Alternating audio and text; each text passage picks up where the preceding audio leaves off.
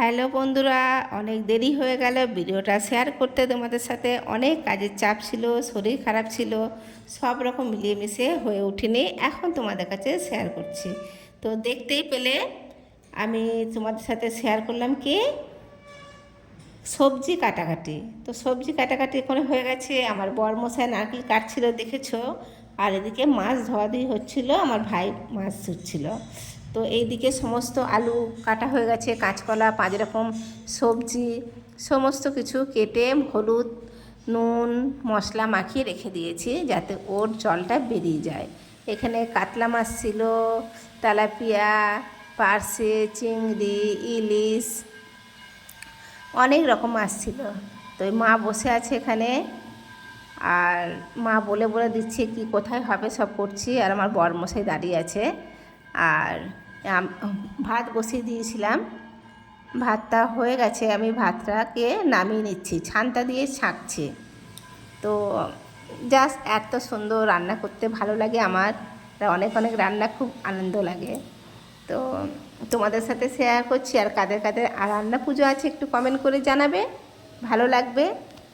আর তোমাদের কাছে সরি বলছি, অনেক লেট হয়ে গেল ভিডিওটা ছাড়ার জন্য। যারা যারা আমাকে ভালোবাসো, আমার ফ্যান, তারা ভীষণভাবে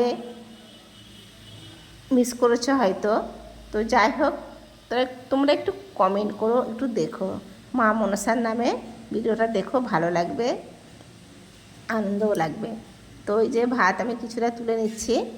তো ভিডিওটা অনেক বড় হয়ে যাবে, তো তার জন্য আমি কি করেছি, অনেক কেটে কেটে দিয়েছি, কেটে কেটে দিয়ে তারপর ভিডিওটাকে বানিয়েছি। তো অনেকটা চাল রান্না করেছি, তো পুরোটা আমি তুলে ধরিনি, ভাতের রান্নাটা অল্প অল্প করে তুলে ধরেছি। তো এখানে মোটামুটি আমার ভাত আবার বসিয়েছিলাম, তো হয়ে গেছে। আবার ফের ভাত ছেঁকে নিচ্ছি, ফ্যানটাকে ঝরিয়ে নিচ্ছি ছানটার সাহায্যে। তো ভাত আমার হয়ে যাওয়ার পর আমি বড়া করব। বড়া মানে ওদিকে ডালটা বসিয়ে দিয়েছিলাম, ডালটা হয়ে গেছে। চালটা ছিল ডালের মধ্যে, কেওড়া, তেঁতুল, ওল, মসুর ডাল দিয়ে আমাদের এই ডালটা হয়, খুব টেস্টফুল হয়।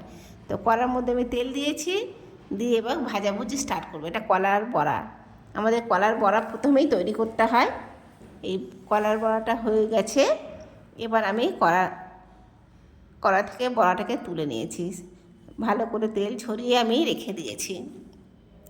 তারপর কড়ার মধ্যে অনেকটাই তেল দিয়ে আমি পর মানে প্রথম ভাজলাম আলু ভেজে নিয়ে, তারপর ভাজলাম কাঁচকলা ভেজে তুলে রেখে, মানে সমস্ত ভাজাভুজিগুলো আর কি করে নিয়েছি, সবজি ভাজা করে নেওয়ার পর মাছ দিয়ে দিয়েছি।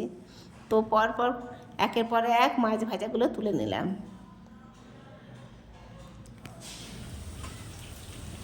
আমাদের বাড়িতে না রান্না পুজো আছে, জানো তো, মা মনসা। তো কাদের কাদের বাড়িতে রান্না পুজো আছে কমেন্টে কিন্তু জানাবে, ঠিক আছে?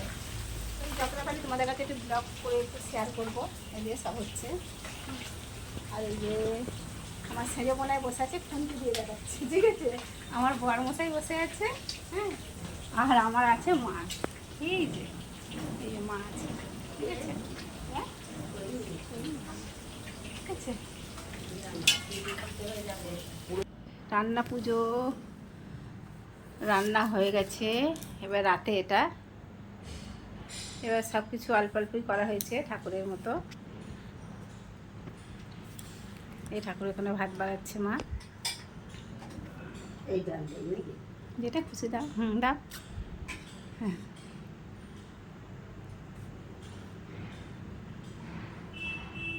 রান্না করার সময় দেখতে পেলে আমি কিন্তু শাড়ি পরিনি, শাড়ি পরে তো আর অত কাজ করা যায় না। প্রথমে পরেছিলাম নাইটি, তারপর পরলাম গাউন। তো রান্না কমপ্লিট, মা ঠাকুরের ভাত বাড়াচ্ছে, কমপ্লিট হয়ে গেছে। এবং চলে এলাম সকালবেলা পান্তার দিন। এই যে সকালবেলা পান্তার দিন আমাদের কি করা হয়, উনুন পুজো করা হয়। মনসার ডাল, শাপলার আর মালা তৈরি করে সমস্ত হাঁড়ির মধ্যে সিঁদুরের ফোঁটা মানে তো করে আমাদের এই সকালবেলা পুজোটা করা হয়। তো সকালবেলায় যে সমস্ত ভাজাভুজি এবং পান্তা মা বেড়ে দিয়েছে ঠাকুরের কাছে, উনুন পুজো হয়ে গেছে আমাদের। এবং মাকে নিয়ে একটু চলে আসলাম, বললাম মা একটু কটা ছবি তুলি। তো যদি তোমাদের ভিডিওটা ভালো লেগে থাকে প্লিজ তোমরা লাইক কমেন্ট শেয়ার করবে আর লিখবে জয় মা মনসা। তো যাই হোক, অনেক কিছু হয়ে গেছে আমাদের, এবার লোকজন সব খেতে আসবে। আবার ওদিকে বিশ্বকর্মা পুজো আছে, সেখানে যেতে হবে। আর এই যে আমি একটু হাত দিয়ে দেখাচ্ছি সবাইকে, এই যে এত কিছু রান্না হয়েছে। তো চলো মাকে, হ্যাঁ মাকে বললাম চলো মা। তো সবাই ভালো থেকো, জয় মা মনসা, টাটা।